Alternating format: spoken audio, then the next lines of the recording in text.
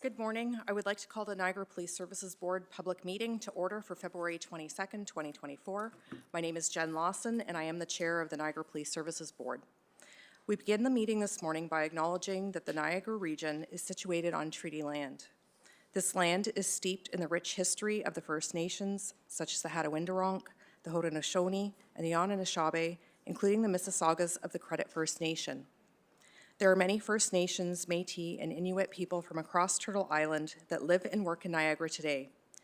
The Regional Municipality of Niagara Police Services Board stands with all Indigenous people, past and present, in promoting the wise stewardship of the lands on which we live. I'll start with roll call. Member Kiokio. Present. Member Yip. Present. Vice Chair Kapasavanu. Present. Member McKendrick. Here. Member Steele. Here. And Member Gibson sends his regrets. Do any members have any declarations of conflict or pecuniary interest? Member Yip. Thank you. Item 9.5, NRPS Special Fund Request, Jillian's Place. I have a conflict due to my employment relationship with Jillian's Place. Thank you. Any other conflicts or pecuniary interests? No, seeing none. If I can have members Kiokio and Yip move that the minutes of the public board meeting held Thursday, January 25th, 2024 be adopted as circulated. Are there any questions, comments? No, seeing none. All those in favor? No one's opposed, so that is carried. If I can have Vice Chair Kapasavanu and members McKendrick move that the minutes of the Public Finance Committee meeting held Thursday, February 8th, 2024 be adopted as circulated. Any questions, comments? No, seeing none. All those in favor? No one's opposed, so that's carried.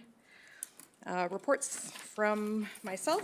So on behalf of the board, I would like to personally welcome Bill Forty as our new Chief of Police. As you all know, Chief Forty was formally appointed on February 1st and will be officially sworn in as the Chief of Police of the Niagara Regional Police Service at the special ceremony to be announced soon. I want to take this opportunity at the outset of the meeting to welcome Chief Forty to his first board meeting as Chief of Police and to let him know that all of us look forward to his participation and contributions to the service in this role. I think it's also important to emphasize that in the view of the board, the Chief's appointment represents a crucial move in putting an extremely important team in place, which is our executive management team. The selection process for 2 deputy chief positions will begin immediately, with successors to be identified by the end of March 2024. I also want to take this opportunity to formally thank Chief Forty for leading the service through this period of transition and to express our sincere appreciation to all senior officers for their support and patience throughout this process. On behalf of the board, I would also like to welcome Dave Tilley to the meeting. Dave is with the Inspectorate of Policing at the Ministry of Solicitor General, and he serves as Policing Services Advisor to Zone 4 police boards in Ontario. He regularly attends our meetings as part of the routine visits by Policing Services Advisors to police boards across the province, and the board is pleased to see his continued attendance at our monthly meetings. The Canadian Association of Police Governance hosts monthly webinars as part of the educational strategy to keep police boards and police executives across Canada apprised of the issues currently affecting the policing community. Board members attended a webinar on January 31st entitled Artificial Intelligence and Police Governance, and on February 15th entitled Leadership and the Impact Frontline Police Officers and Civilian Municipal Employees. A webinar entitled What is the Board's Role in Overseeing Workplace Culture is scheduled on February 29th at 1:30 p.m. Recorded copies of these webinars will be sent to the board for their viewing. On February 20th, the NRPS Equity, Diversity and Inclusion Unit hosted a learning event for the Black History Month. This event featured guest speaker, retired Durham Police Sergeant Keith Richards, who spoke about the historical context and modern-day challenges for Black Canadians and how allyship by colleagues and leadership can support the progress of Black identifying persons within the workforce. Member Gibson attended the event on behalf of the board, along with several members of the service. On February 21st, the Ontario Association of Police Services Boards held their Zone 4 quarterly meeting, and Zone 4 consists of a total of 14 police services boards, including municipal and OPP contract boards, or First Nations police governance boards, that are located within the regions and counties of Brant, Haldimand, Halton, Hamilton, Niagara, Norfolk, and Oxford. These quarterly engagements allow boards with a certain geographic area to meet for the purpose of discussing matters related to police governance. I attended the meeting on behalf of the board. There will be an employment conference and Community Safety and Policing Act Summit held from February 26th to 28th at the Toronto Airport Marriott Hotel. These events are hosted by the Police Association of Ontario and the Ontario Association of Police Services Boards in collaboration with the Ontario Association of Chiefs of Police and the Ontario Senior Officers Police Association. The employment conference sessions will provide comprehensive updates on WSIB, emerging issues in police labor relations, human rights, collective bargaining and arbitration, current trends, and police discipline matters. The CSPA Summit will spotlight the major changes in the policing framework and focus on the details of the Act and its regulations, as well as its implications for Ontario's policing partners. I will be attending these events along with Vice Chair Kapasavanu, members Kiokio, Gibson, Steele, the board's executive director, board solicitor, chief, and NRPS staff. On March 20th, Peel Regional Police will be hosting the second annual Auto Theft Summit in collaboration with partnering police services and stakeholders from government and industry leaders. The summit will discuss challenges in the public safety that relate to auto theft and look to define real action and implement impactful solutions with partners in policing, government, and industry across Ontario's communities. The event is being held at the Lux Convention Centre in Mississauga, and the board chair, I guess that's myself, Chief of Police and Executive Director will be attending. And Member Steele will be attending as well. On March 27th, Regional Chair Jim Bradley will be delivering his State of Region address. Chair Bradley's address will include a comprehensive overview of the current economic conditions, as well as key initiatives and projects that are underway to support growth and development within the Niagara region. Participants will include Niagara's local business leaders, community members, and elected officials. This event is being held at John Michael's Banquet and Event Center in Thorold from 11 a.m. to 2:30 p.m., and members interested in attending are asked to confirm with the board staff. The board's next committee meetings are scheduled for Thursday, March 14th, and the regular monthly board meeting is scheduled for Thursday, March 28th. Meetings will be held in the community room at police headquarters at 9:30 a.m. Members, are there any questions, comments? No, seeing none. Chief, do you have any reports? Yeah, thank you, Chair, and I'll keep my comments brief, as I know we have a full agenda. First, thank you for your kind words. I consider myself very fortunate to work with the people that you see beside me and behind me. You know, we're very fortunate to have the people here that we do. Since our last meeting in January, our Equity, Diversity, and Inclusion unit participated in Indigenous awareness training through Boots on the Ground. And one topic of discussion was the intergenerational trauma caused by matters related to the residential schools, and in particular the roles that law enforcement played in taking children out of their homes. I'm also pleased to share that on February 15th, our service was recognized as Community Builder of the Year at the Niagara Folk Arts Contributors Celebration Breakfast. And in speaking with Emily Kovacs, the Executive Director of the Niagara Folk Arts, she spoke about how deeply she appreciated the relationship between our frontline responders, our core officers, and the at-risk community, and about our being a positive influence for those that were newcomers to Canada and might be coming from parts of the world where the police have different relationships, and some of those persons coming to Canada have negative lived experiences. This evening, several of us are attending and looking forward to attending the screening of Steadfast at Brock University. It's hosted by TOES and features the Honorable Dr. Jean Augustine.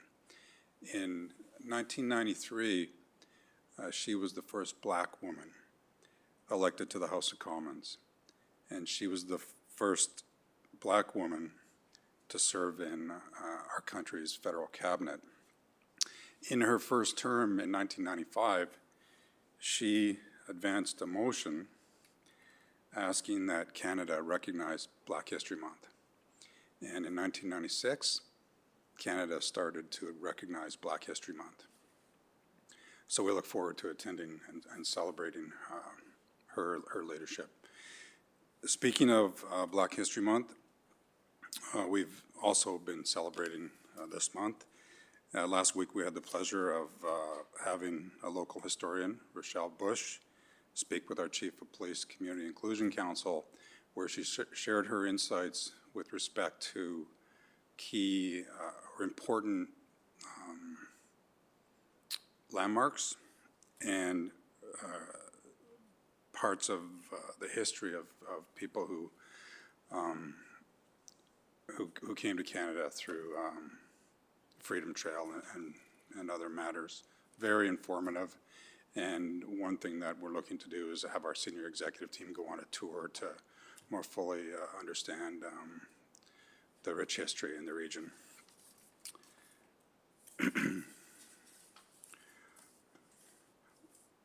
Earlier this week, as part of our ongoing education sessions, as you referenced in your comments, Chair, we had the privilege of having retired Durham Police Sergeant Keith Richards come and share his insights and his experiences with us.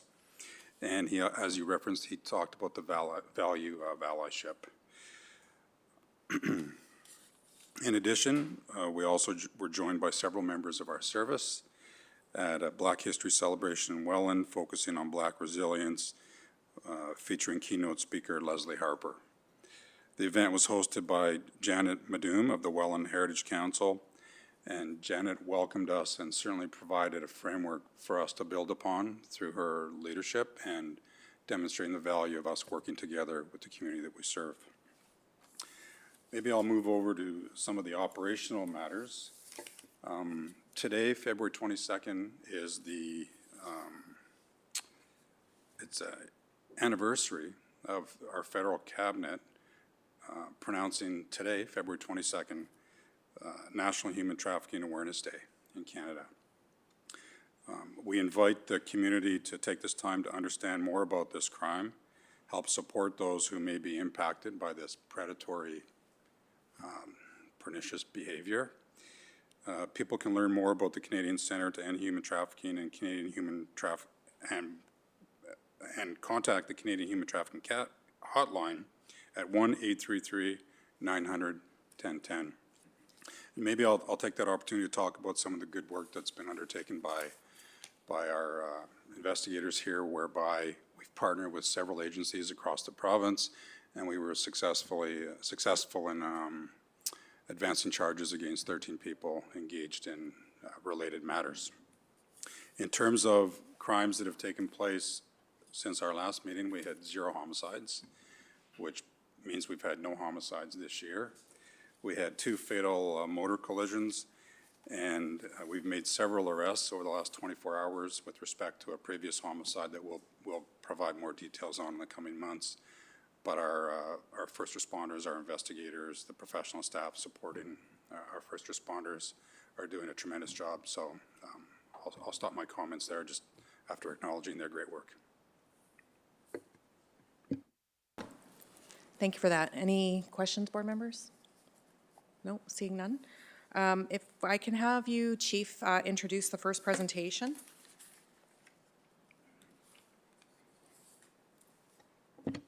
Thank you, Chair. It's my pleasure to introduce Director Akram Escool, and he'll provide us a presentation with respect to technology, IT and technology services. Thank you, Chief. Good morning, Chair Lawson, Chief Fordy, and board members. Akram Escool, I'm the Director for Technology Services, and I want to thank you for the opportunity to share with you a brief overview of technology services and some of our core functions and mandates. Let me see if I can get that right. There you go. From a strategic objective, as the NRPS is underway in its journey of modernization and technological advancements, it is imperative that technology services, in addition to keeping the lights on, leads by fostering collaboration across all of the NRPS units. We did not do a lot of the innovations in isolation. Technology services remains focused on modernizing services through strategic technology investments, digitalization, and process automation where possible. As well, we must enhance our efforts in cybersecurity as we manage our technology infrastructure effectively, ensuring 24/7 support for business and operational continuity. As the rapid evolution of technology, including the move to the cloud, changing business needs, the role of technology services is shifting. This slide represents the current technology services organization structure. We are a total of authorized strength of 30 members. This includes the additional position that was approved through the 2024 budget of the Network Security Administrator. And we are in the process of filling in this position. As NG911 becomes prevalent, cybersecurity is a core critical path to making sure that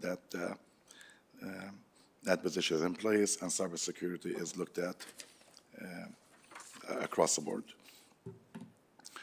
So as you can see, and as I go through the presentations, I will speak about each unit from network and support, public safety unit, and our systems and operational systems. On the public safety radio system, it is responsible for the oversight and management of the P25 public safety radio system. And that's a regional-wide system.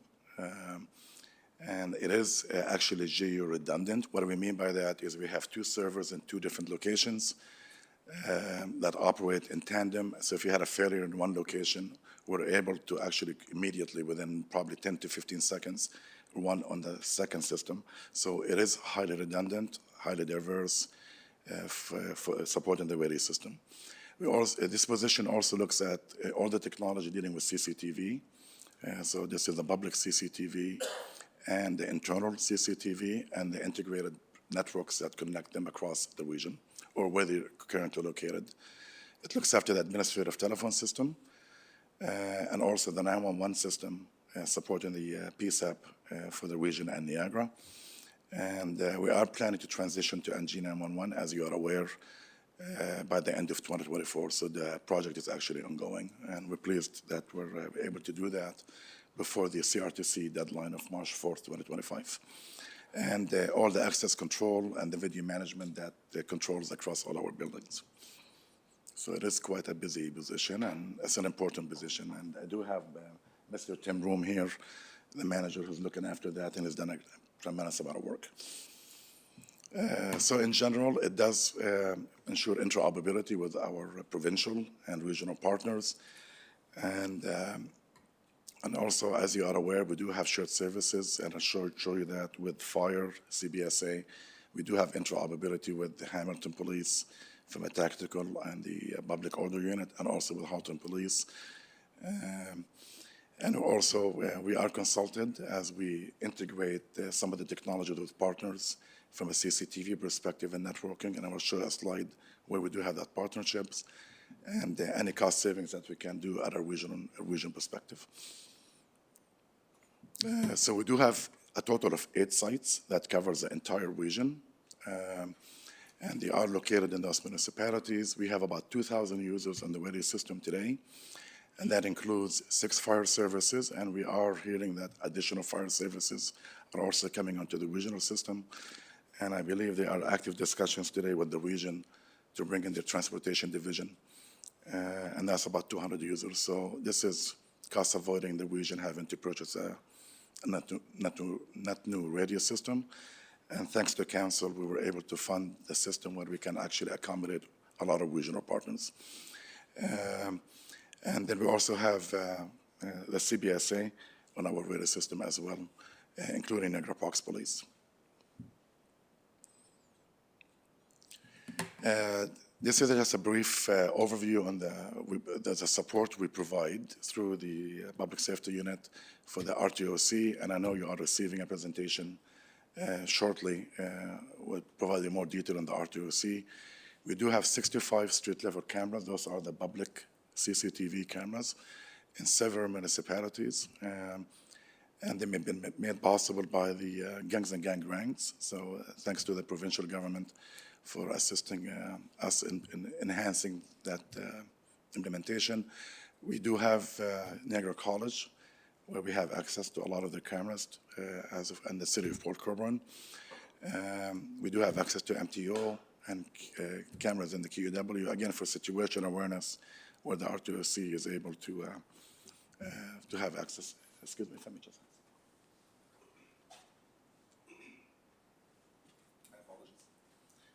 And we're looking to expand additional cameras as of the 2023 grant by adding additional 36 cameras.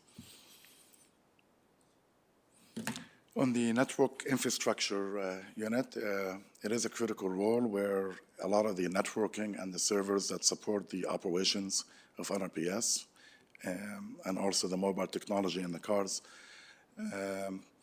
and also with cybersecurity, and it's also managing the network and hardware. And I do have a slide where we'll show you the total assets we have. We do have 13 locations spread out across the region. Also, the wireless networks we have within our buildings and the parking lots, all the enterprise storage, and also is critical in setting up the cloud services as we migrate into the cloud. It is also responsible for setting up the disaster recovery site, and we do have a location where we are provisioning now a backup site for our systems, just to ensure that we have business continuity. The client services unit responsible for all the client computing side of the operations, and it also oversees the help desk system. And it's responsible for deployment of all the laptops, iPads, desktops, and also engages with a lot of the units to just make their operations a lot simpler where possible. This is just a quick metric. I know it's a busy slide. Just to show you the stats of how many calls for service from a help desk perspective in 2022. Just a quick overview. We received about 7,100 tickets, and those are coming into the system, or they could be walk-ins. And I just wanted to highlight that we do our best to resolve tickets in the same day. And that's about 70% of what we do, just to resolve things in the same day. It does provide the team as well with knowledge across other units within IT, because we do have 24/7 support. So we do have a Tier 1 support and a Tier 2. Also, we have 24/7 support for the radio system. So if anything happens after hours, we're able to push somebody out, respond to it within an hour, and repair it as quickly as possible. Another unit we have is called the Operation Systems and Applications, and that's the unit responsible for the frontline applications. So this is the computer-aided dispatch system supporting our PSAB, the records management system, as well our charge management system. This is where we prepare a lot of the crime briefs once a charge is laid. And we do have an electronic submission now through the province, where the paper submissions have been replaced with a lot of digital submissions. Even for major crime, we do an electronic submission, but a little bit different format than the provincial model right now, and until that transitions to what we call scope at the Ministry of Attorney General. This unit was integral in setting up the digital evidence management, which based on a provincial award to Axon.com, and we were one of the first adopters or early adopters into that program. We do have a lot of interfaces with provincial and national systems. For example, the MTO or the Ministry of Transportation, the Inquiry Services System. This is accessing licenses and photos as needed for frontline operations. It does have integration with what we call the RDC, or the roadside data capture, and that's where an officer certified the complete electronic commercial vehicle inspection reports. That became mandated from the Transport Canada to digitize a lot of inspection instead of paper form. So now we're fully compliant with that, and we do that electronically. We also have interfaces with the RCMP for the Canadian Police Information System, or what we call the Public Safety Portal. A lot of our data is shared across at a national level for safety awareness, officer safety, when they cross jurisdictions.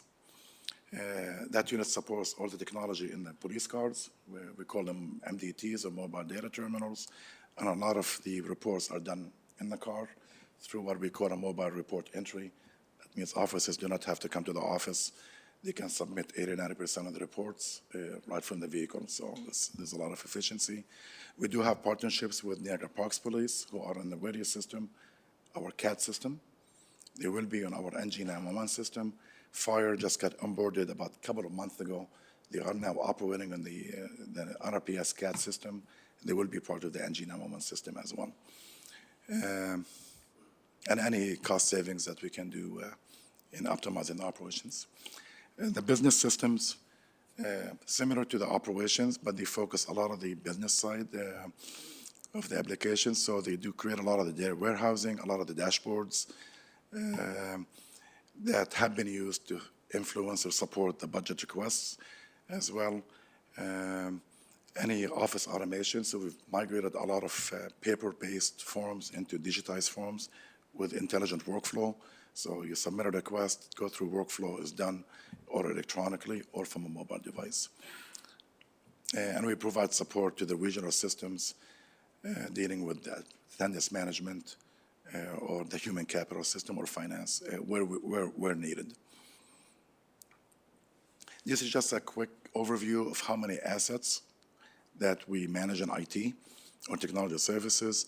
So, for example, we have close to 400 servers. A lot of them are virtualized, which is good.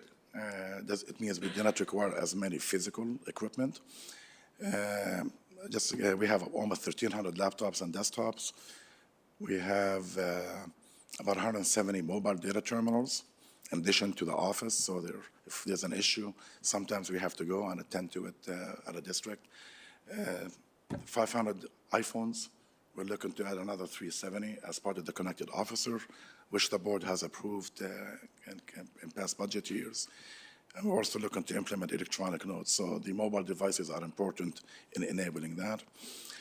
We have close to 800 radios. As I mentioned, in cameras, we have 535 cameras in the buildings, including the public ones, TVs, projectors that we've added that. So that's additional assets we have to look after, in addition to the number of databases we have to look after. So it's quite a busy, we enjoy it. It's good, but there's a lot of assets that we have to manage as well. Quickly, as I mentioned, cybersecurity is critical, and it's always at the forefront of any decision we make. We do have a lot of layers and protections we have. Email is one of the first areas where it could compromise an organization, whether you get a spam email or a phishing email. We do have a lot of layers where we intersect them, block them. I'll show you a slide of how many we got in 3 months, just to give an appreciation of how much are good emails and how many are bad emails. We are at the final stage of having a cybersecurity incident response plan. So it is being finalized, and we'll be happy to share it through the chief and the board. This is a critical recommendation to have it as you deal with incidents of cybersecurity. We have firewalls. So, for example, domain name. The internet is like a phone book. You can't remember numbers, but you remember like Amazon.com, NiagaraPolice.com. So we do have a lot of firewalls to make sure that we do not go to a bad site, and that could compromise us. We do have a lot of protection at the local level as well. A desktop, laptop. We do have multi-factor authentication that's critical to make sure that you are who you are. And if not, we are aware of it, we block it. We could actually block an account till we clarify it hasn't been compromised. We may reset passwords, but that's a critical recommendation. And we also have what we call a two-factor. It's a RCMP requirement. To access provincial, federal systems, you have to be authenticated through the RCMP and the OPP, so we have that in control. And we also allow access through a virtual private network for our members and for all the vendors who provide support to our mission-critical systems. This is just a quick example of how many emails we got in over 3 months. So, for example, we got a total of 848,000 emails. 350,000 emails were good, and the remaining were actually bad, whether they were spam or phishing. So we do block them. We do have mechanism in place that if an email is suspicious, the user or we look at it. If it's legitimate, just because it just hit a filter, we release it. Otherwise, we block it, or we just make sure it doesn't come back again. So we get a lot of emails that some of them are bad, that we have to be careful with. And the continual education is important. So as we get alerts from a federal organization, the Canadian Cybersecurity, we share that with our membership as well. Lastly, what is top of mind for the IT leadership and RBS, and I'm sure for the board as well, cybersecurity is top of mind. We always got to be aware of that. And as we accelerate our digital transformation, we need to be informed of a lot of the advanced technologies coming in. I've listed some of them. Artificial intelligence, machine learning, or what we call generative AI. For example, you want to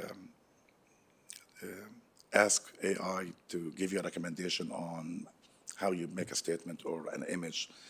Those are things that are coming in. We're looking at policies in consultation with the OOCP and CACP. What is the ethical use of AI? And this is an ongoing journey. Big data, the Internet of Things. The NG911 is going to bring, it's a different technology. So wearable devices on starting cars as things get detected now can be automatically going to the PSAB, but they could also provide risk. They could be bad. So we're going to be careful of that. The cloud is among us. Microsoft 365, as an example, is the operation today. When I mentioned business robotics automation is where we can automate a lot of the mundane, simple tasks to free up a lot of resources. There's a lot of potential there. Connected office that I mentioned earlier, and e-notes. We're looking to do that sometime in this year. And if body-worn cameras becomes a reality, it's just another consideration that we have to consider. Thank you so much for your time. I know I was a little bit quick, but I'm open to any questions if you have. Thank you, Director. Board members, any questions? I have a question, actually. So is it still that technology is changing about every 3 to 5 years, or is it faster, or is it slower? I'm just looking at the volume that you've talked about, and obviously it's going to impact our budget. So I'm just wondering, what is that impact as far as how often we're having to replace things? Another great question. Thank you, thank you, Chair. In the past, we used to plan technology in the 3 to 5 years. Now it's actually a lot more rapid than that, and the cloud is forcing that. So as we take advantage of the cloud, there's less reliance, potentially, where it does make sense to have to acquire equipment. So the life cycle could be changed based on the subscription model of a software. We are planning to go to a competitive process to replace our information management system, and the only solution is the cloud. So it is rapidly changing. So we're trying to figure out, is it 1 year or 2 years from a planning perspective, and pivot and adjust how we approach technology from that. So it's no longer 5 years. It's actually a lot less than that. Thank you for that. So if there's no further questions, if I can have, thank you for that very much. If I can have members Steele and Kiokio move that the presentation be received. All those in favor? No one's opposed, so that's carried. Thank you. Chief Forty. Thank you, Chair. I'd now like to invite Inspector Nilan DeVay to come to the mic and introduce our next presenters.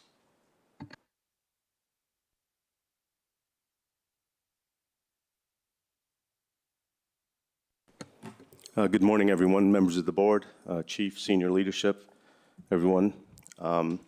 Appreciate the opportunity to provide some information on the central holding facility here at headquarters.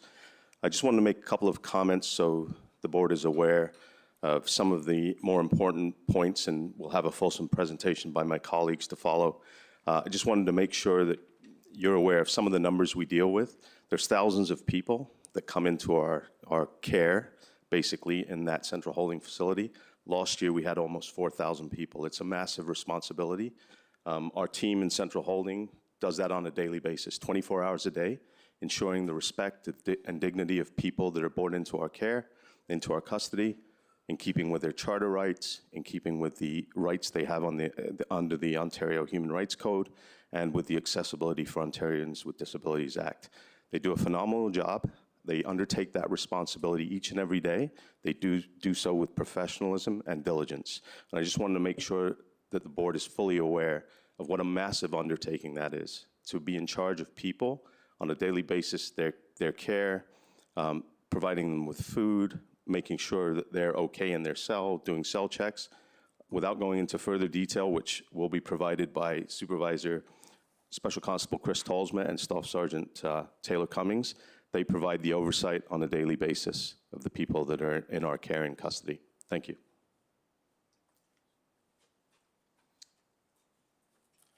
Thank you, Inspector. Good morning, Chair Lawson. Good morning, board members. Good morning and hello to Chief Forty. Congratulations, and good morning to everyone that's present. Again, my name is Chris Tolsma. I am a Special Constable Supervisor, and I'm currently assigned to the Central Holding Unit. So just to give you an overview of what we do, currently we are the centralized holding facility for the entire Niagara region. So when individuals are arrested, they come to a facility in this building where they're processed. We also have one backup facility, which is located in Welland, the 3-district police station, which we use for emergency situations or special projects. More recently, we did utilize it during the COVID pandemic. It's a secure facility for all persons that are arrested. It's a temporary holding facility, so typically people that are housed here are here for a 24-hour period or less. They're here for further investigations and to attend a bail hearing, which we also operate out of our facility every day, and determining what happens with that outcome. They'll either be released from central holding, they'll attend their bail hearing, and they'll be released from their bail hearing, or they'll be further detained in custody, and we provide transport to various detention centers throughout the province.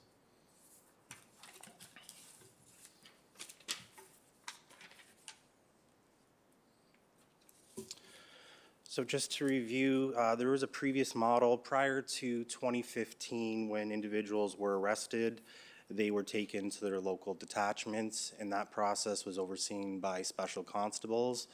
So they were spread out throughout the region.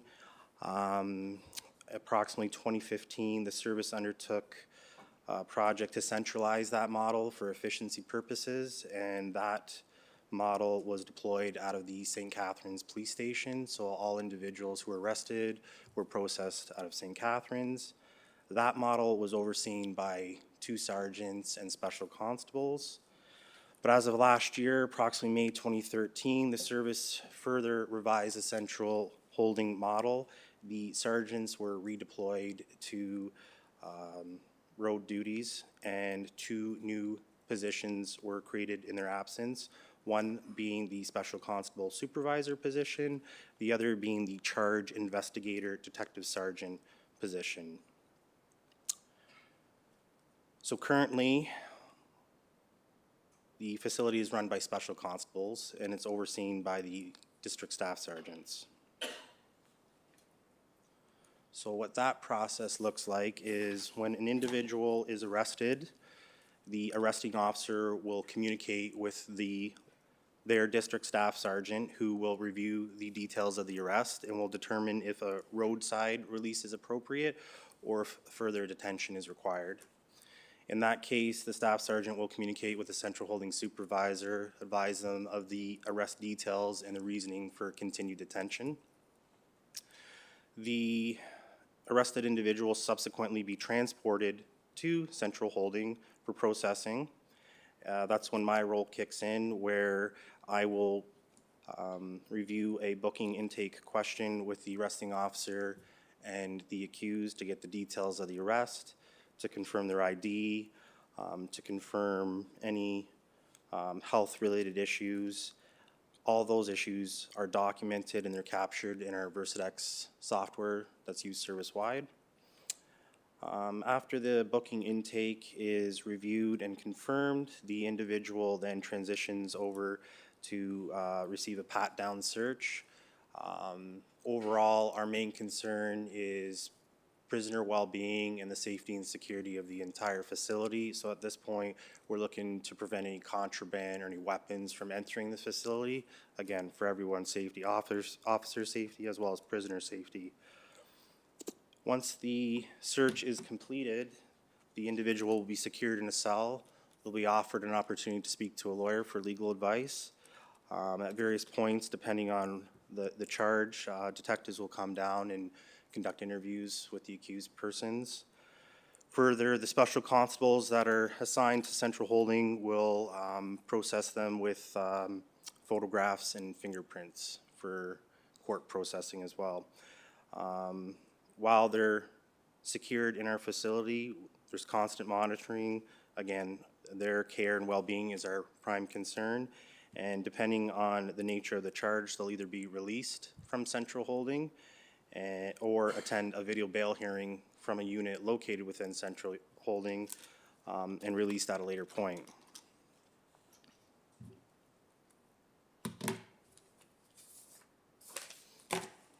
So currently, there's two roles in central holding. One is the role of the supervisor, and one is the special constables who work on the floor. So as a supervisor, I'm the officer in charge of the facility. I'm responsible, again, for every person who is held in custody, as well as the overall safety and security of the facility. I also assist the detectives and courts with preparation of release documents if it's prudent, and if need be, I will review those release documents with the individual and ensure their timely release from our facility.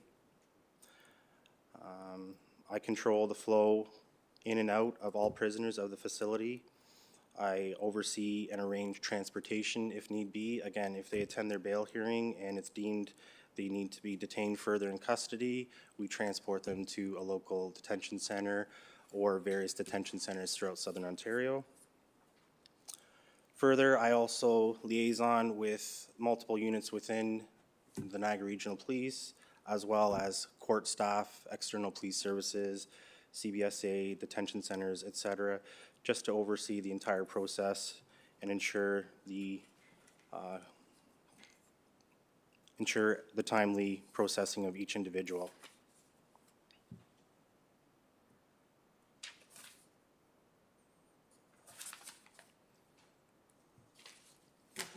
Secondly, we have the special constables who work on the floor. Again, their primary duty is the care and well-being of all prisoners in our custody, as well as documenting the arrest details and completing all VersaDex entries. They're also responsible for lodging all property and conducting all searches of all individuals coming into our custody, as well as they conduct all the escorting from the cells to the interview rooms, to the testing areas, to the video bail facility, to the phone rooms. Any prisoner interaction is all completed by the special constables on the floor. While they're in our custody, again, we're maintaining their safety. We're ensuring that every 30 minutes, physical cell check is conducted on each person in our custody. Each individual has their own cell. It has camera, it has a toilet, it has running water. If they're held overnight, they're provided with a blanket. At various points in the day, we provide them with meals, breakfast, lunch, and dinner. If need be, we provide a special diet when requested. We also aid in the collection of evidence. From time to time, there's serious charges, serious responsibilities, and we have our forensics unit, our criminal investigation detectives, et cetera, that come in and require us to aid in collecting clothing, evidence, whatever might be on that person at that time to further aid in their investigation. And as you can see from the two photos on the slide, The top photo is a special constable who's at our booking and property desk. Again, they're entering all the arrest details. Everything we do is documented, so the entire time is captured from the point of entry to the point of exit. It's for our records, it's for the court records. The door behind her is our property room. Everything's securely locked and sealed in that room. The photo on the bottom is in our main cell block area. We have monitors, cameras, everything's electronically controlled by the special constable, and their duty is to maintain, again, the overall safety and security of the prisoner block.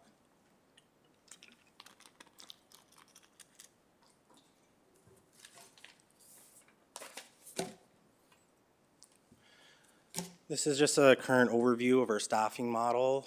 Currently, Inspector DeVay oversees the unit, further by Staff Sergeant Taylor Cummings, who has an office located within Central Holding, and we, again, operate 24/7, 365 days a year. It's their right to be brought before justice within 24 hours, so if they're arrested and held, we process them in a timely manner. We have 4 teams. Each team has 1 special constable supervisor, aided by 3 special constables who work on the floor. Further, we have 2 additional teams, the video bail team and the out-of-custody fingerprint person. The video bail team processes and escorts all the individuals for their video bail hearing, and will also transport them at the end of the day out of the facility if need be. We also have again, an out-of-custody fingerprint person. There's 2 methods of arrest. Again, I previously mentioned there's a possibility of being released roadside and not having to come into custody. Those individuals still require processing, fingerprints, photographs. That's all done out of custody, pardon me, in the lobby of this building as well. So we have somebody specifically assigned to that duty.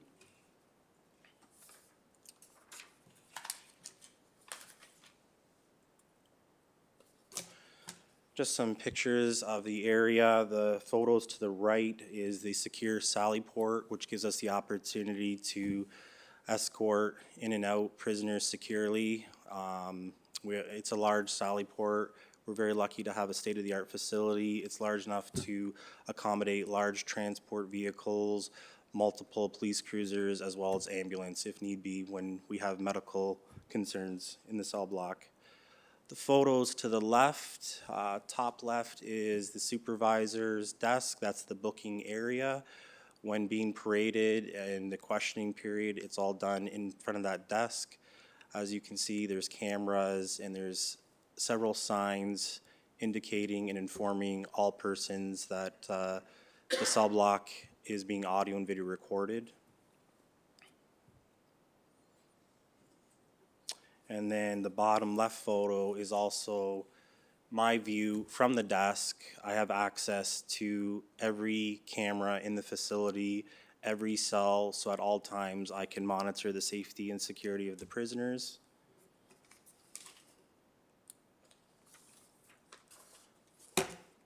Again, this is just some close-up shots of the signs that we have throughout the facility informing everybody about the right to privacy, and the top photo also indicates all the booking questions that are reviewed with every person that's brought into our facility. Again, it's to confirm their identity, to confirm the arrest details, and to confirm the overall health and well-being of the individual, just so we can only operate on the information we have. So at every juncture, we try to get every piece of information to better assist us with taking care of everyone that's in our facility.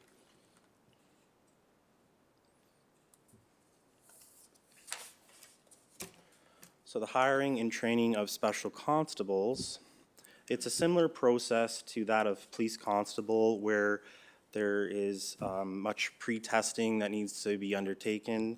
Then an individual will submit an application to the service, several rounds of interviews, assessment, psychological, and health, and then a final job offer is made.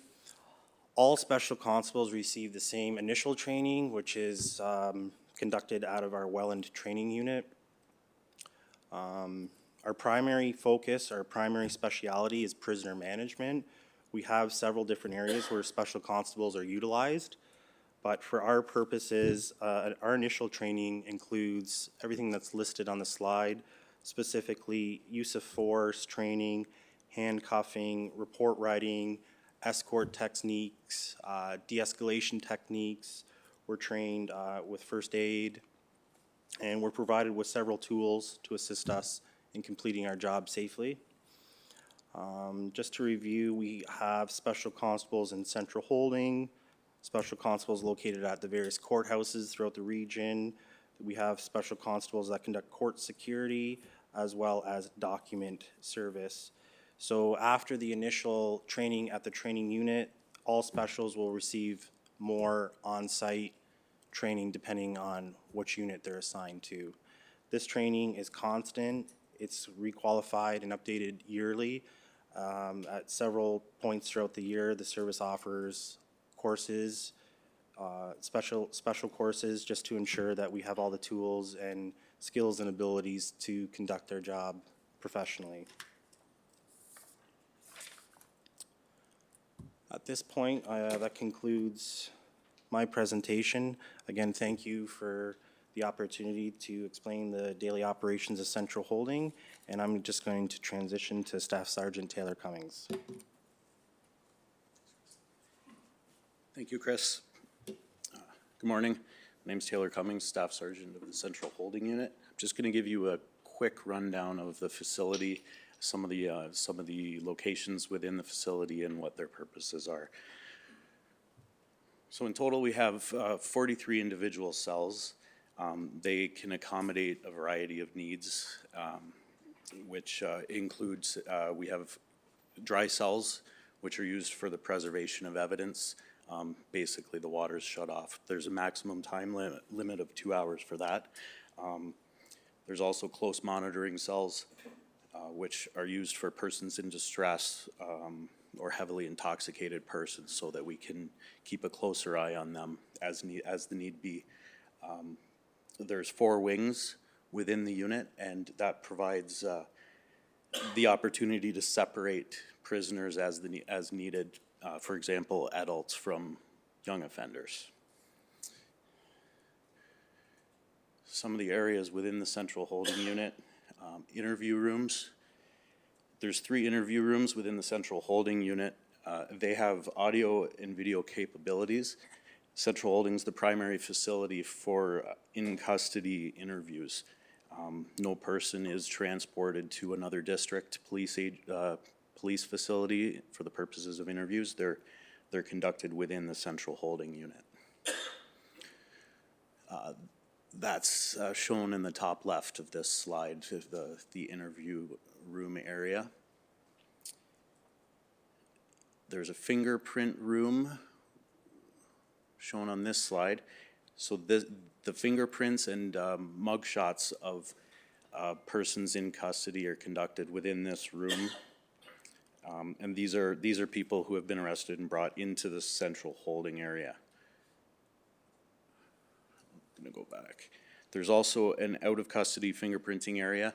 That's located in the lobby here at Niagara Regional Police Headquarters, 5700 Valley Way. So this is used for people who are arrested and released out in the field. They're released with a future court date and fingerprint date as a condition of their release. So an appointment is made, and they attend and they meet with a special constable who's in charge of taking the fingerprints and obtaining that photograph.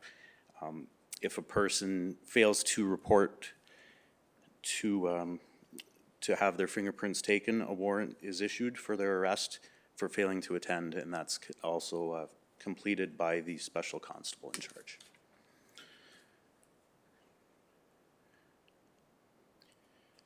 We have 2 breath technician rooms, so this is for the purposes of impaired driving offenses, both alcohol and drugs. The Central Holding Area is the only facility that has these testing areas. Our breath technicians also will provide service to Canada Border Services Agency in the event that they encounter someone who they suspect of operating while impaired. NRPS will be dispatched to the bridge, transport that person to our cells, and the CBSA officer attends and completes the documentation within our Versadex system.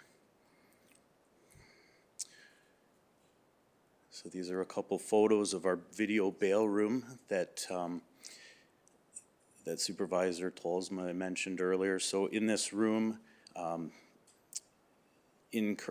persons in custody, will attend this room privately and individually, and they're streamed through to the courthouse where they're put into the stream to attend before a justice of the peace as required.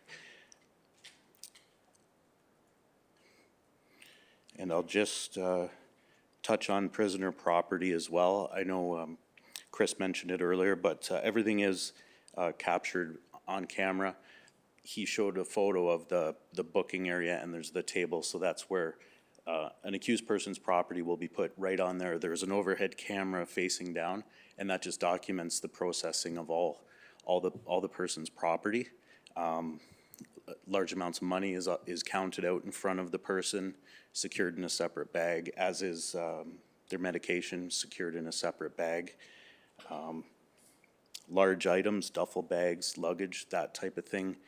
The courthouse and Niagara Detention Center will not accept large items like that. So the officer who brings that person in will lodge that property into NRP property for the person to pick up once they are released. And that is an overview of the facilities of the Central Holding Unit. I invite you to have any questions if you'd like. Thank you. Board members, any questions? I have questions. Oh, and so does Member Kyokyo. No, go ahead. I just had a comment. Okay, I just go ahead with wanted- your comment I just want to first. thank the officers for the job that you do. I know it's not easy. I'm sure the prisoners don't come in saying, "Oh, hi, how are you?" and glad to meet you. But it's one area. I mean, you've shown a great picture of what it's like in that department and how it's handled, and I'm sure you all do a great job in safety of yourselves and the prisoners themselves. So, just want to thank you for that. We appreciate that. Thank you. Thank you. So I do have two questions. One of the slides said for 2022 and 2023, there was over 3,800 processed each year. How many would be frequent or repeat? Like, is it the same 3,800 pretty much? I don't have that answer offhand right now. I'm not sure if the inspector. That's a statistic that we'd have to look up. I can't provide that information. I don't have it available at this moment. It was just more out of But interest. Are you seeing the same faces coming in on a frequent basis? Anecdotally, I would say you sometimes see familiar faces. There are sometimes the same people committing similar crimes, but statistically, I don't have that available. But yeah, it certainly does happen, yes. Thank you. And then a question about the fingerprinting. So if fingerprinting's only available in headquarters here, because obviously there's specialized equipment that's required and probably specialized training, there was comment made about basically people can come in and do their fingerprinting depending on the type of situation it is. But if they don't, then there's an arrest warrant that can be issued. Is that something, like, how often is that happening? And is it something that we should be considering having a second location? I'm just thinking of Port Colborne, how far away that is, and how do you get somebody here if maybe they don't have a vehicle? Yeah, Staff Sergeant Cummings, who's new to our unit, this is actually something that he's raised. It's a point that he's raised. I think we can all agree that certain individuals in society have lesser means to actually get here or to a location where they're to provide their fingerprints. It's something that he certainly look at, but I'll turn it over to him for kind of further. Yes, thank you for that question. And as Inspector Dave has said, it is something that I have kind of noticed that it is something to be looked at. To have somebody from St. Catharines have to come here for a fingerprint, we're definitely going to look at some options to alleviate some of those issues. Absolutely. Thank you. Any further questions or comments? No? Thank you very much, gentlemen, for the presentation. If I can have members Yip and Vice Chair Capasvanu move that the presentation be received. All those in favor? No one's opposed, so that's carried. And presentation number 3. Thank you, Chair. It's my pleasure to invite Staff Sergeant Tony Rupnick to the podium to provide an overview of the Real-Time Operational Center. Thank you, Chief. Good morning, Board Chair Jen Lawson, everyone else on the board. Nice to meet all of you. Good morning, everyone. As the Chief said, my name is Tony Rupnick, and I'm the Staff Sergeant of our RTOC unit, otherwise known as Real-Time Operations Center. And I'm happy to give you a summary of our unit. Our vision is to leverage technology to enhance and support field operations as much as possible. We also assist in all sorts of investigations, provide officer and public safety, again, wherever and as much as possible. What we do, we work 24 hours a day, 7 days a week. We have approximately 500 cameras and upwards of 62+ street cameras, otherwise known as the CCTV cameras. We have 8 professional staff analysts and myself, 1 staff sergeant. So there's 2 staff analysts per platoon that work coincide with the uniform branch.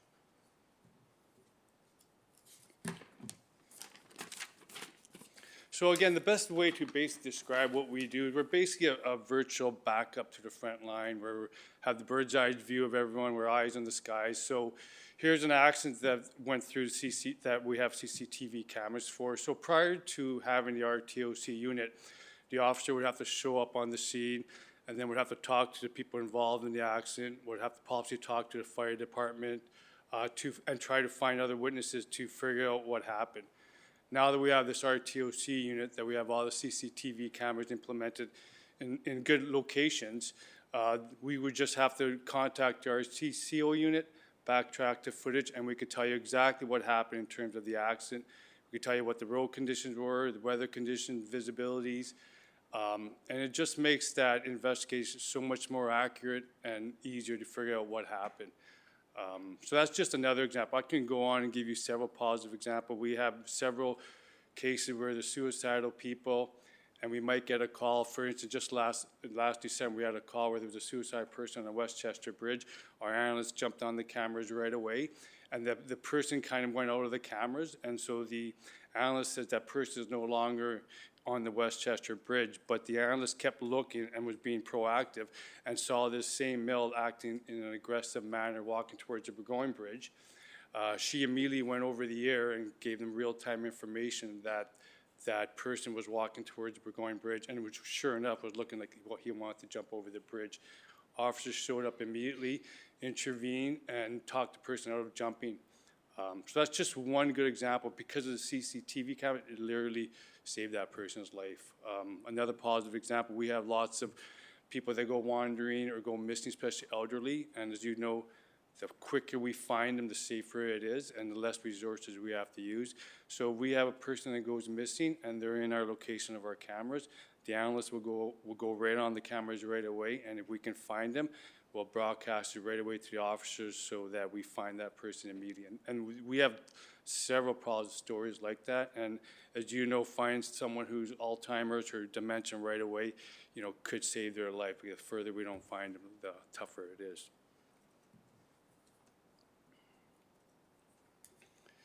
Again, we support the duty inspector. Duty inspector always comes in our office and would like to know anything. If there's any emerging events, any calls out there, we'll get on the cameras right away and we'll try to update them immediately so they're aware of what's happened with the incident, and then they'll go out to the call with that intelligence.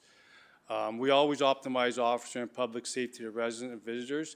If there's just a traffic stop and our cameras are in that location, we'll put the cameras on there to kind of get a bird's eye view of not only the cruiser and the suspect vehicle, but everyone else around us. So we keep an eye on that so the officer can more or less pay attention to the suspect vehicle.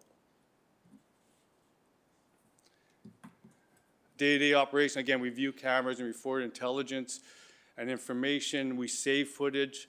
We're also involved, the RTOC is the liaison for Project Lifesaver, which is essentially another program to locate missing persons dealing with Alzheimer's and dementia and wandering incidents like that, where if we have a person who does go missing that is involved in Project Lifesaver, we'll automatically activate Project Lifesaver, and as long as they have the bracelet, we'll activate the bracelet and we'll find them immediately. So RTOC is also involved in that program. We also research social media, any open source intelligence for people that go missing, for welfare cases. So we have a computer right there. It's a private access computer, but we'll go on the computer and we'll find any information from public sources such as Facebook or even Twitter, Instagram, even chat lines like Reddit, and we'll try to get as much information as possible to find the missing persons, or at least start the ball rolling so we can try to establish where they are.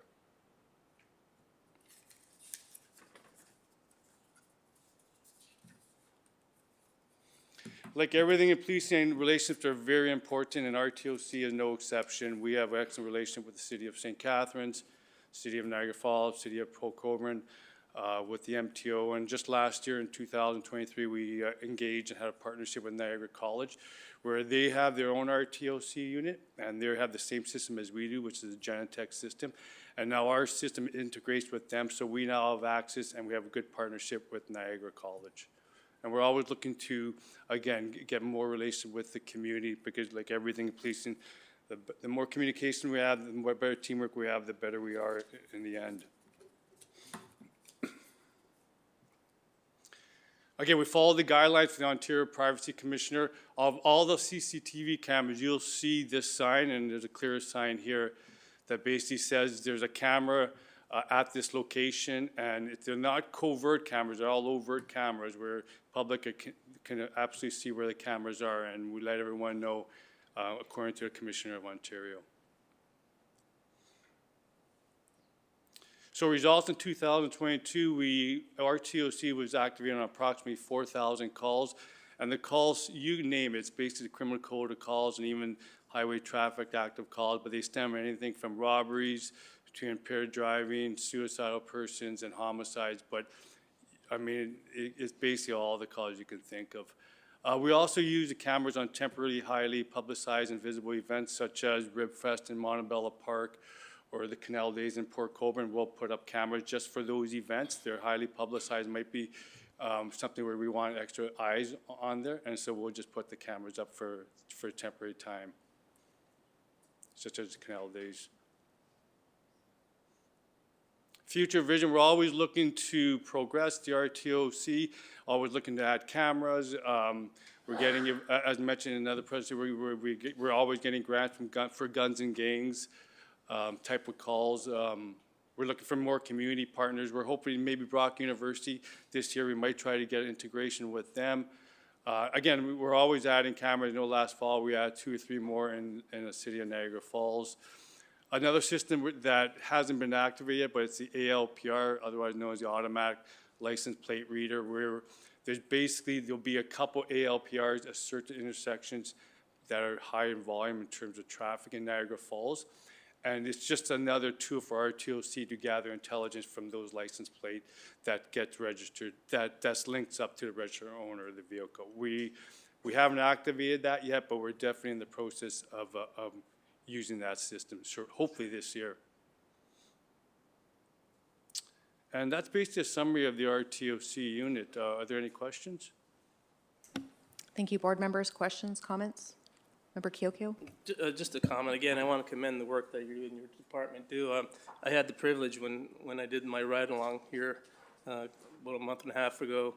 I had the privilege of visiting the room where they were working for the cameras and that, and it plays an important part of capturing criminals in action, because the day I was there, the lady was able to zoom in the area where the person just finished stealing some liquor from a liquor store, and she was able to track the person exactly where she was going and communicate that to the officers. So it was amazing how it made it much safer for the officers and overall safety of the people, right? So I commend it.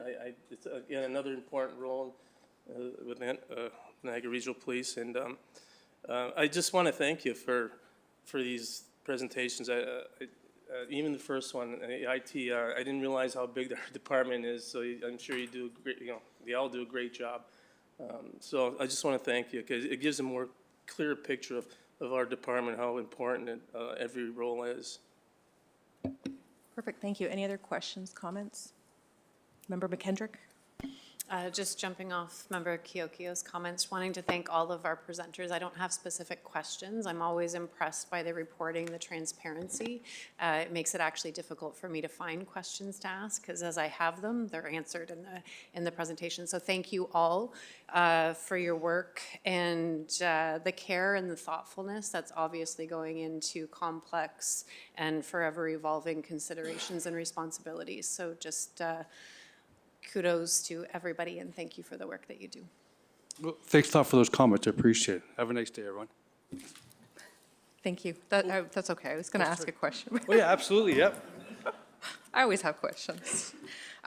So I noticed it had written down that there was 3 of the 12 municipalities that are currently on CCTV, along with Niagara College and somebody else, I'm sorry, I can't remember, but is there a way that, I'm sure that somebody's out actively asking and or providing the benefits and things like that, but is there certain reasons why other municipalities may be not getting on board? Is it something that we can help dispel myths or something? That's a good question. So we're always positive about the RTOC and the CCTV cameras, and we're always on board to integrate with other communities and cities for sure. But some, because of politics, they might not want to have as many cameras out there. And again, I respect their opinion too. So, but from our point of view, we're always definitely have an open mind and trying to promote our cameras out there, because again, the more cameras we put out there, I personally that the safer it is, and even just solving crime. Thank you for that. And I'm sure with all of our speed cameras that there are municipalities that don't have a problem putting up cameras. So maybe we can talk to those ones. Thank you for the presentation. If I can have members McKendrick and Steele move that the presentation be received. Are there any other comments? No. So all those in favor? No one's opposed, so that's carried. Thank you. Thank you. So we'll move to consent agenda items 8.1 to 8.17, and we'll move those in block. If I can have, a lot of pages. If I can have members Kiokio and members Yip move that the information be received. Are there any questions or comments? Chief, do you have anything that you want to point out to us? Nope. No, thank you. Perfect, thank you. Oh, sorry, member Yip. Thank you. Through you, Chair, to the Chief, the annual report on hate crimes, I'm just wondering if you can speak to that for a moment, because, I mean, this is always a tricky one, right? Like, what's reported versus what is actually happening in community, and so I'm wondering if you can just speak to that. Thank you, through the chair. That's a great question, and it's something that law enforcement agencies across the country are, I don't want to say struggling with, but it's something that we appreciate, that the majority of the hate being undertaken is not shared with the police, oftentimes because people don't know what to do or they don't have any confidence in the system.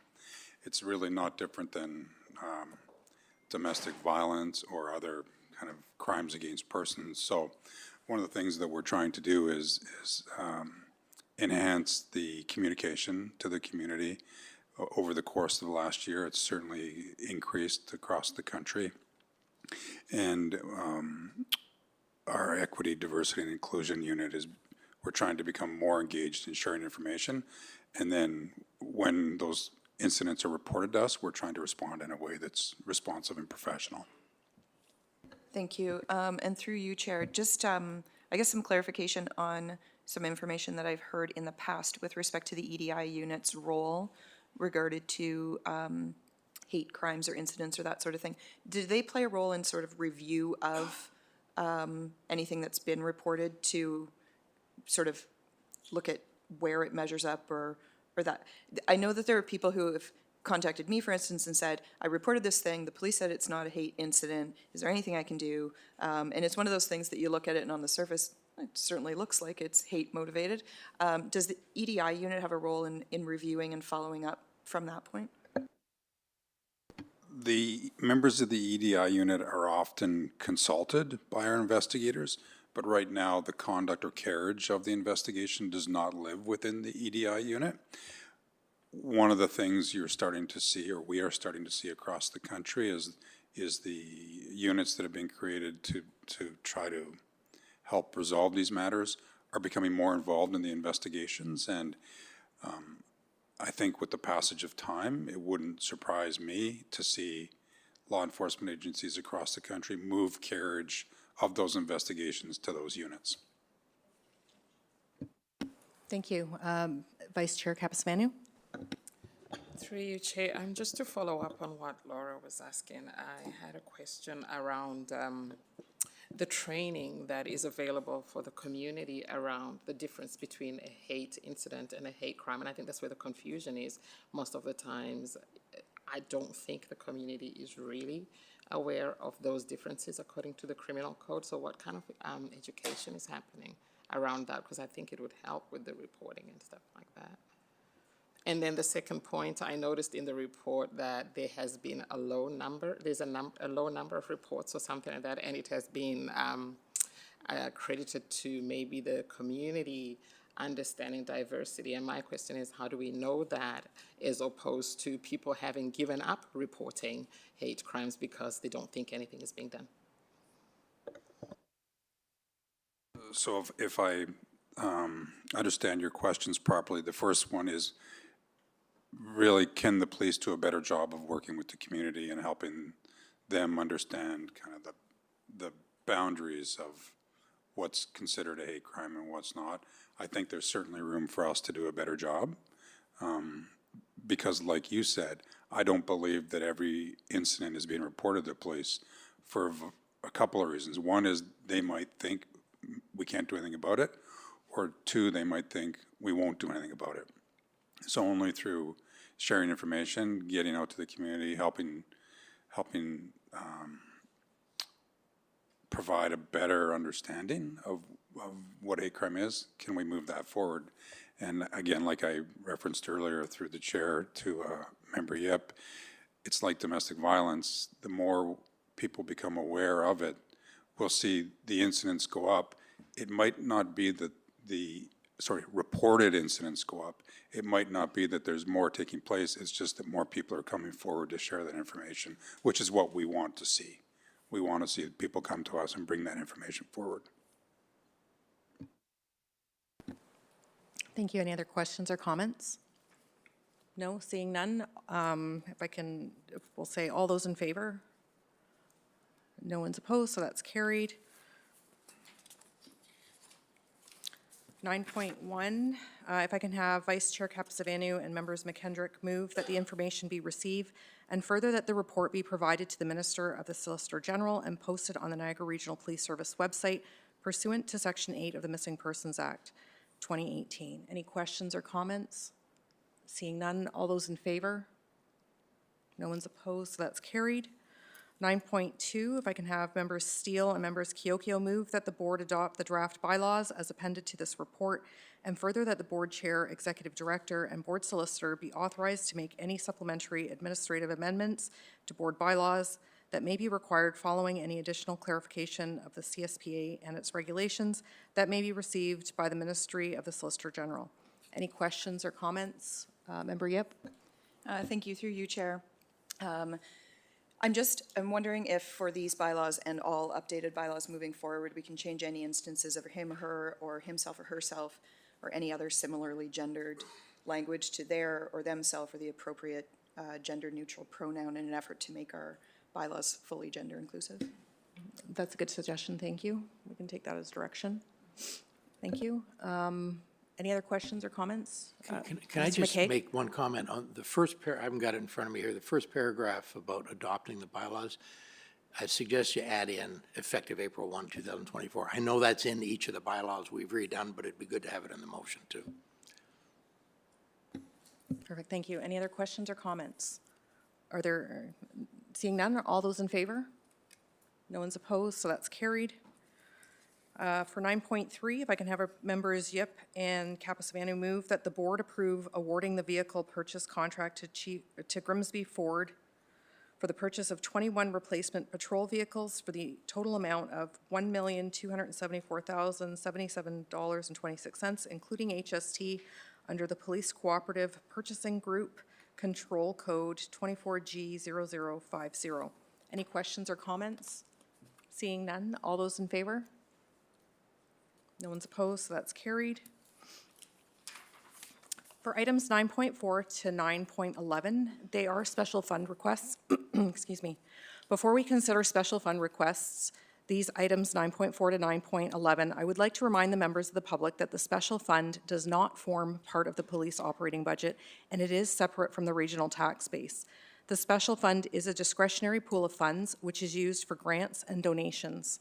Disbursements from the fund are made in accordance with the guidelines provided in the Police Services Act and with Board Bylaw 376-2018, Special Fund Administration Limitations and Guidelines. If I can have members McKendrick and Steele move for 9.4, that the board authorize a donation in the amount of $2,500 from the special fund for the purchase of a corporate table at the annual Family and Children's Services Charity Gala. Are there any questions or comments? Seeing none, all those in favor? No one's opposed, so that's carried. 9.5, members Yip has indicated that there's a conflict. So if I can have members Kiokio and Vice Chair Kapasavanu move that the board approve a donation in the amount of $1,000 from the special fund to Jillian's Place for the Breakfast to End Gender-Based Violence event being held on March 26, 2024. And further, that the board approve a donation in the amount of $1,000 from the special fund to Jillian's Place for their Wrapped in Courage campaign pancake breakfast being held in November 2024. Are there any questions or comments? Seeing none, all those in favor? No, sorry, Member Kapasavanu, did you have your hand up? I didn't see. I didn't have it up. Okay, so anyone opposed? So that would be carried then. Thank you. 9.6, if I can have members McKendrick and members Steele move that the board authorize a donation in the amount of $857.30 from the special fund for the purchase of a table of 10 at the Greater Niagara Chamber of Commerce Women in Niagara International Women's Day event. Any questions or comments? Seeing none, all those in favor? Sorry, I'm just watching for hands now.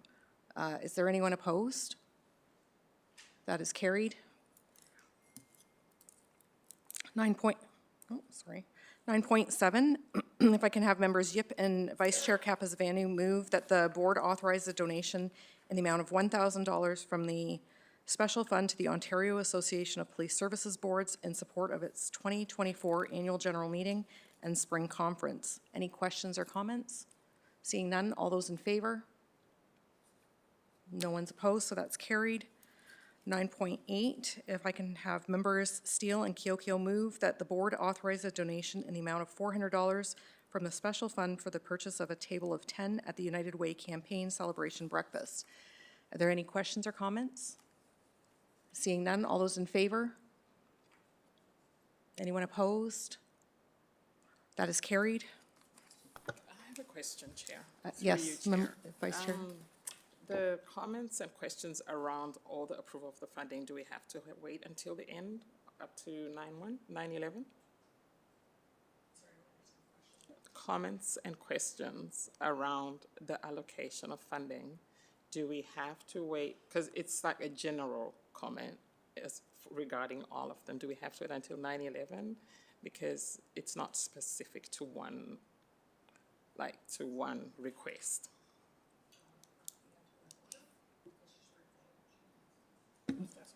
You can ask the question. Thank you. Thank you. My question is around the allocation of all this funding and what we are basing this agreeing to give the money to, because as a board, we do have a fiduciary duty, right, to act in the best interest of the organization. And when I look at the fact that we, as a police board, are starting a foundation, which is supposed to be helping in all sorts of ways, I'm thinking that there is a better use of some of this discretionary fund. I don't think we have enough information to make a decision on why we should give money to a particular body when there's a dinner for facts. Where is this money going? What are we doing? Like, what are we using to decide the eligibility criteria for giving monies to these organizations? Because we're looking at some organizations that have access to public funding through grants and proposals. And so I'm not really, I would like to know, in fact, and maybe move a motion actually to have the chair of finance committee call a meeting for us to review how the board uses the discretionary funds and how we allocate these funds, and also how all this funding that we are giving is aligning with our strategic goals. And we are looking at, when you look at the calls to action from the TRC, how are we deciding what funding is going where? So if we could have a meeting to talk about that, I would appreciate it. Thank you. Questions or comments? No? So we can just bring that motion forward then? Yes, through you, Chair, we do have a board bylaw in place for the special fund and the administration, and there's specific guidelines and criteria that's outlined in the bylaw, and I'd be happy to bring that forward for maybe a committee meeting date, and the board could sit down and discuss that, make any changes. Thank you. So we'll bring that forward.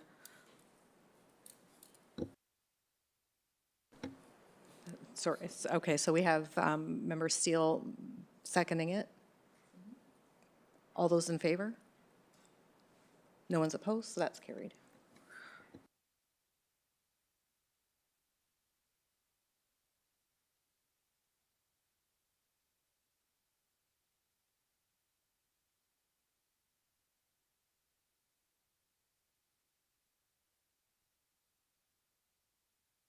We're not sure if we voted on 9.8, so we're just going to redo this one. So, yeah, so if I can have members Steele move for 9.8, members Steele and Kiokio move that the board authorize a donation in the amount of $400 from the special fund for the purchase of a table of 10 at the United Way campaign celebration for breakfast. All those in favor? Anyone opposed? And that's carried. Thank you. 9.9, if I can have members Yip and Vice Chair Kapasavanu move that the board approve a donation in the amount of $3,000 from the special fund to cover costs of hosting a Women in Police Internal Support Network Lunch and Learn session. All those in favor? That is carried. 9.10, if I can have members McKendrick and Steele move that the board approve a special fund donation in the amount of $1,500 in support of the Niagara Regional Police Services men's recreational hockey team at the 2024 International Police Hockey Tournament. All those in favor? No one's opposed, so that's carried. 9.11, if I can have members Kiokio and Yip move that the board approve a special fund donation in the amount of $2,000 to the Welland Heritage Council and Multicultural Center in support of the Newcomer Youth Empowerment Award. All those in favor? Anyone opposed? And that is carried. Do any board members have any other new business? Seeing none, Chief? Thank you. No? We'll move to in-camera reports. If I can have members Kiokio and Yip move that in accordance with the board direction, the above noted in-camera report be received as public information. Any questions or comments? Seeing none, all those in favor? No one's opposed, so that's carried. And with that, the Police Services Board will adjourn the public portion of the meeting and reconvene in camera for consideration of confidential matters pursuant to Section 35(4) of the Police Services Act. Thanks, everyone.